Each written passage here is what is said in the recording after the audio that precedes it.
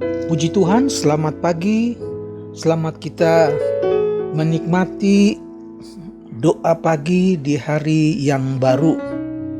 Kita awali dengan doa. Bapa di sorga, kami datang kepadamu mengucap syukur. Tuhan berikan kami kesehatan. Kami dapat bangun lagi dengan tubuh yang sehat dan diberkati. Kami awali hari yang baru ini dengan menikmati firman-Mu. Terima kasih Tuhan Yesus buat hari yang baru. Berfirmanlah, kami siap menerima berkat firman Tuhan. Di dalam nama Tuhan Yesus Kristus. Haleluya. Amin. Puji Tuhan saudara-saudara, saya akan bacakan satu ayat di dalam Injil Yohanes pasal yang ke-15 ayat yang ke-5.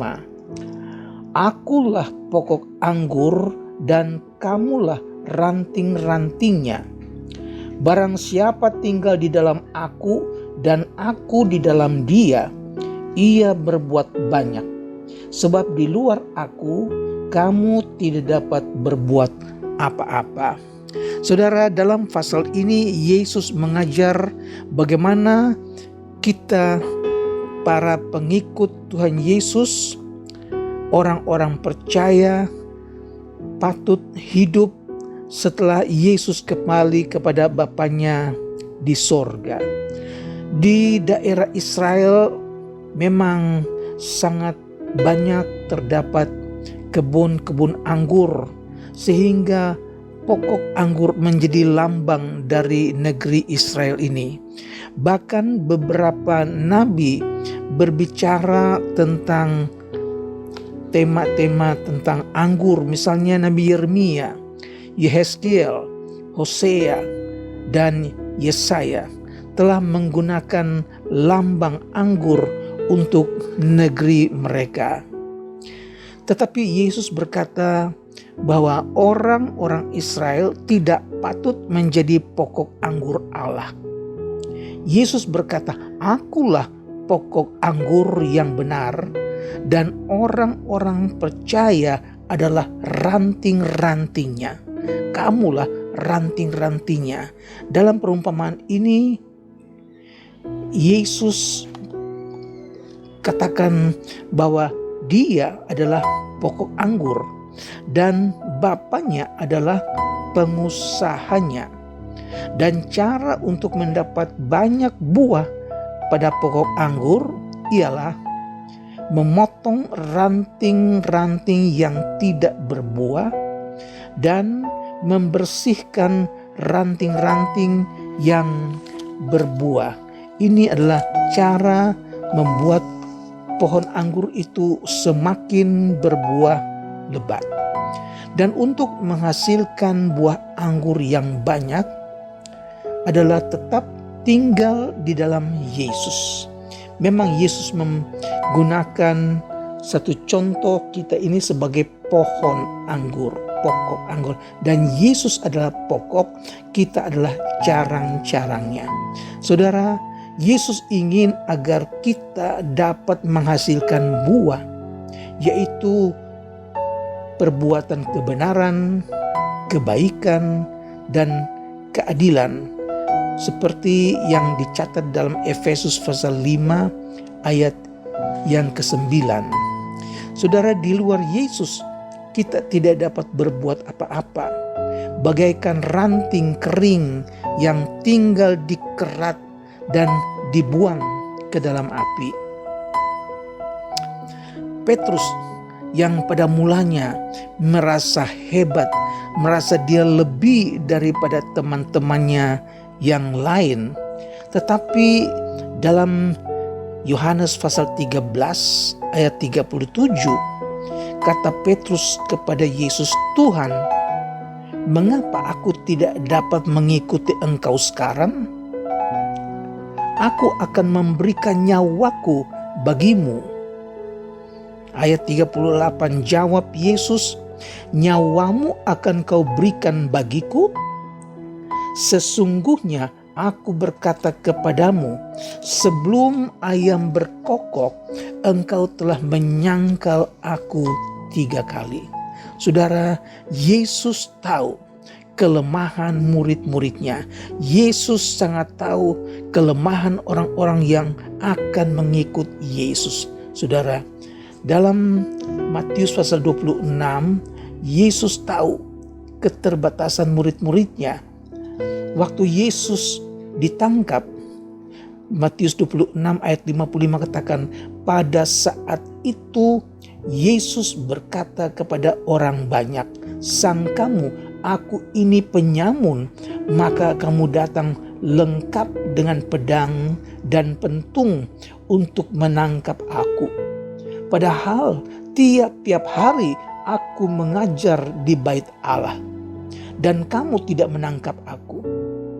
Akan tetapi semua ini terjadi supaya genap yang ada tertulis dalam kitab nabi-nabi.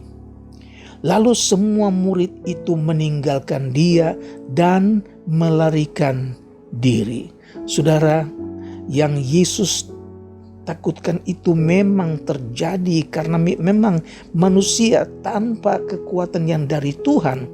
Mereka merupakan manusia-manusia yang rapuh, murid-murid yang rapuh, orang-orang percaya yang rapuh, yang tidak mempunyai kekuatan apa-apa. Dan saudara, untuk itu Yesus katakan, di luar aku kamu tidak dapat berbuat apa-apa. Dan untuk itu kita harus tinggal di dalam Yesus, sang pokok anggur. Saudara, dalam Yohanes pasal 14 ayat 16, Yesus katakan, aku akan minta kepada Bapa, dan ia akan memberikan kepadamu seorang penolong yang lain, supaya ia menyertai kamu selama-lamanya. Puji Tuhan, saudara-saudara, Yesus tidak biarkan murid-muridnya dalam keadaan lemah. Murid-murid Yesus yang ketakutan melarikan diri, dan Yesus tahu itu akan terjadi. Oleh sebab itu, Yesus minta kepada Bapa, berikan penolong yang lain, yaitu Roh Kudus.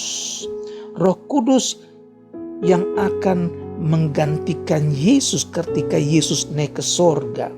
Dia yang akan membersihkan hati kita, perbuatan kita, supaya kita dapat berbuat banyak.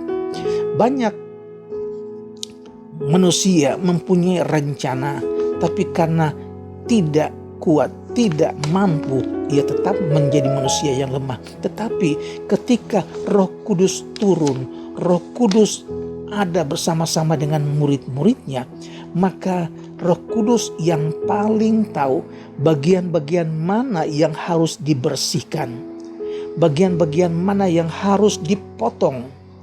Kelemahan-kelemahan kita, kepahitan kita, kebencian kita, kemalasan kita, iri hati kita, hati yang dosa, itu semua Roh Kudus singkirkan. Dia potong, dia bersihkan supaya kita dapat berbuah. Puji Tuhan, setiap dosa itu bagaikan benalu yang membuat kita tidak dapat mengeluarkan buah-buah kebenaran. Untuk itu Roh Kudus yang paling mengerti, dia mengerat, dia potong, dia buang, dia singkirkan. Nah, untuk itu kita harus tetap tinggal di dalam Yesus. Yesus katakan, di luar aku kamu tidak dapat berbuat apa-apa. Untuk itu Yesus naik ke sorga, Roh Kudus datang menggantikan Yesus. Dia ini yang akan menyertai kita sampai selama-lamanya. Untuk itu kita harus tetap tinggal di dalam Yesus seperti yang Yesus pesankan. Jangan lepas dari Yesus, tetap pegang Yesus, tetap ada di dalam Yesus supaya kita dapat berbuah. Puji Tuhan, nama Tuhan dipermuliakan. Saudara-saudaraku, hidup kita bergantung hanya kepada Tuhan saja. Oleh sebab itu, sebelum kita berbuat sesuatu, sebelum kita melangkah, minta Tuhan pimpin langkah hidup kita. Tuhan tolong berikan kemampuan, berikan kuasa, berikan kita kekuatan yang baru supaya setiap hari, setiap saat kita melangkah dengan pertolongan, dengan kekuatan yang dari Tuhan. Puji Tuhan, Tuhan memberkati saudara, dan biar hari ini menjadi hari yang diberkati buat kita sekalian, melangkah dengan iman kepada Yesus. Setiap hari berpegang, bergantung hanya kepada Yesus saja, supaya dengan kekuatan yang dari Tuhan, dengan kuasa yang dari Tuhan, kita dapat melakukan perbuatan-perbuatan yang baik.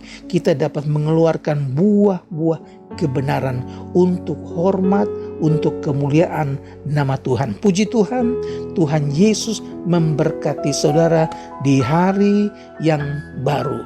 Mari kita berdoa. Bapa yang ada di dalam surga, mengucap syukur buat firman yang sudah kami dengar.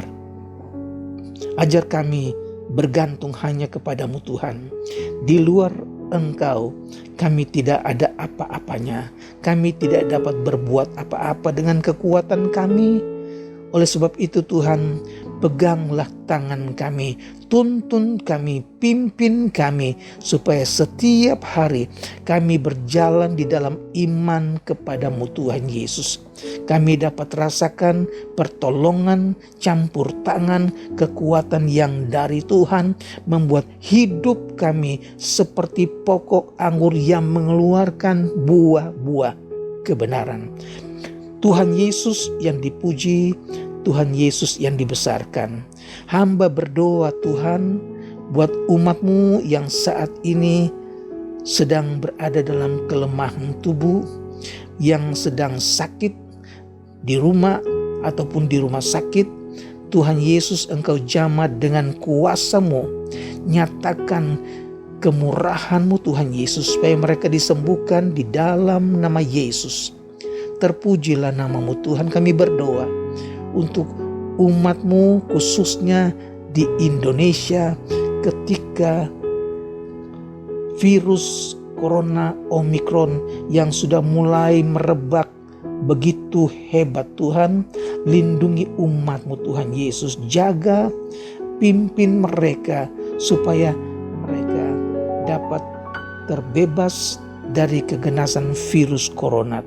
Terima kasih, ajar kami berserah ke dalam tangan Tuhan, berlindung di dalam tangan Tuhan yang kuat. Hamba-Mu berdoa buat mereka yang sedang mencari pekerjaan, mereka yang belum mendapat pekerjaan, Tuhan buka jalan. Apa yang mereka rindukan, Tuhan berkati, nama Tuhan dipuji dan dibesarkan. Terima kasih Tuhan buat keluarga-keluarga Kristen yang sedang menghadapi masalah, anak-anak sekolah Tuhan. Engkau tolong buka jalan Tuhan Yesus, tambahkan kemurahan Tuhan, biar kasih dalam rumah tangga semakin terasa.